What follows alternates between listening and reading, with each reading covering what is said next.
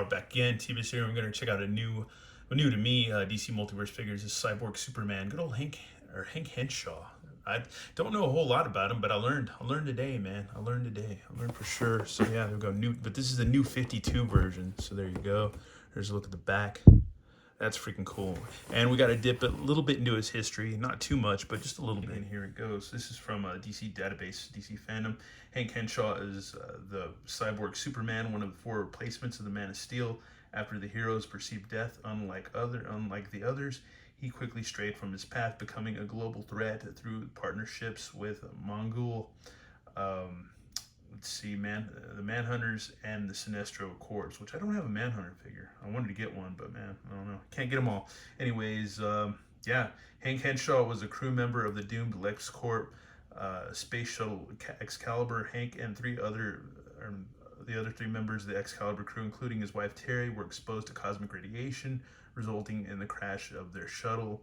As a result of the radiation exposure, the human bodies of the two crew members were destroyed. However, their minds survived, and one named Steven was able to construct a new body out of pure cosmic radiation, while the other, Jim Garrison, did the same using rock, gravel, branches, and pieces of the shuttle wreckage. Initially, apart from Henshaw's hair having turned white, he and Terry suffered no ill effects from the radiation, and the crew traveled to Metropolis in hope of using LexCorp's facility to cure their transformed crewmates. During the brief battle with Superman, Steven became unhinged and eventually flew into space where, before the eyes of the pursuing Superman, he plunged straight into the sun. By this time, Henshaw's body had begun to rapidly decay, while Terry was beginning to phase into an alternate dimension. With Superman's help, Henshaw was able to use LexCorp facilities to save Terry, but died immediately afterwards. Jim committed suicide by using a magnetic resonance imaging MRI booth, which ripped the metal fragments from his body. Man, that's hardcore. Killing him instantly. Terry was left the only survivor of the night's events. Superman blamed himself for what happened to Team Excalibur due to him destroying the Eradicator, which we already got that figure, by dropping it into the sun. But Terry assured him it was not the case. The solar explosion responsible for their mutation had actually occurred before that. What had happened to the crew was a simply tragic accident, and nothing could save them. However, Henshaw had not truly died. Though his physical body had expired, he was able to transfer his consciousness into LexCorp's mainframe. Now able to control technology, Henshaw appeared to his wife in a robotic body. The shock of the shuttle accident, Henshaw's death, and the bizarre rebirth were too much for Terry and eventually led her to insanity and death. By this point, Henshaw's electronic consciousness had begun to disrupt Earth's communication networks. Using NASA's communications equipment, Henshaw beamed his mind into the birthing matrix, which had carried Superman from Krypton to Earth as an infant. Henshaw crafted a small exploration craft and the birthing matrix and departed the planet. Henshaw spent some time traveling between planets, bonding with local life forms to learn about the cultures and histories of various worlds. Over time, Henshaw became delusional and paranoid, believing that Superman had caused the deaths of himself and his wife, and then driven him from Earth, arriving on a planet controlled by alien overlord Mongol. Henshaw learned of the warlord and forcibly recruited Mongol as a part of a plan for revenge against Superman. So yeah, and this goes into the reign of the Superman and reign of the Superman.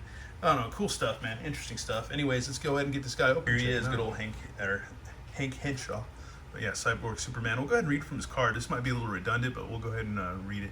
Let's see. After Flashpoint, Superman's uncle Zor-El escaped Krypton's destruction thanks to Collector of Worlds Brainiac, subjected to cybernetic augmentations that deranged his personality. Zor-El became the Cyborg Superman. Let's see. Oh wow, that's crazy. This is a different version. Brainiac's scout for a stronger species in the universe. He attempted to conquer Earth, battling Superman and his own daughter Kara Zor-El, but somehow escaped the black hole doom that befell Brainiac. Also surviving the rebirth event, Cyborg Superman reanimated the dead Kryptonians of Argo City and again attacked Earth, only to be defeated by Supergirl and Superman. So this is a totally different Cyborg Superman than what I read of. That's freaking crazy. In Wikipedia, it says Cyborg Superman is a persona that has been used by two supervillains who appear in comic books published by DC Comics. That makes sense. So this is a Zor-El version. So this isn't Hank Henshaw at all. This is Zor-El. Yeah, Zor-El's younger brother of Jor-El, husband of Allura, father of Supergirl, and paternal uncle of Superman. Originally, he escaped from Krypton's destruction along with the other inhabitants of Argo City. In the New 52 reboot of DC's continuity, Supergirl discovers an amnesiac cyborg Superman living on the planet Ignoxia. This turns out to be Zor-El, who was rescued from Krypton destruction by Brainiac and reconfigured as half man, half machine in order to be his scout for looking for stronger species in the universe. So yeah, like a herald, I guess you could say, of Brainiac. That's freaking cool. I didn't know that. So I was wrong. I was right and wrong, but right. But we learned two things about the Cyborg Superman. So yeah, learned two things. So you can do whatever you want with them. You know, makes sense to me. But yeah, I don't know, that's cool. Details are awesome. I love, he's got this metal jaw. I don't think it opens. No, it doesn't open or move. Love the red eyes. Just a lot of nice sculpting. Got a war-torn cape, which is freaking cool. He even has like some metal spine on his back. All robotics, like a hinge, robot hinge. Hand's awesome. The hand is really cool. A lot of detail on the hand. That is freaking awesome. There's a nice blue with a grayish black wash on his, I guess what would be some kind of cybernetic pants. I don't know. Yeah, that's really rad. He's cool. He's freaking cool. He's got butterfly joints, bicep swivel. He's got this little claw things right there on his shoulder. His arms bend. And yeah, I got a swivel and a hinge and all that in the hand. This arm does the same pretty much. And yeah, cool, man. Even a new sculpt on his these little cups on his butterfly, so that's freaking cool. You can do splitsies. Let's see. You can go back and forth, obviously. You got a double hinge on the knees. Really nice detail and sculpt all around for this figure. And you got a rocker pivot swivel on the foot and a toe joint. So yeah, freaking cool, man. Freaking amazing figure.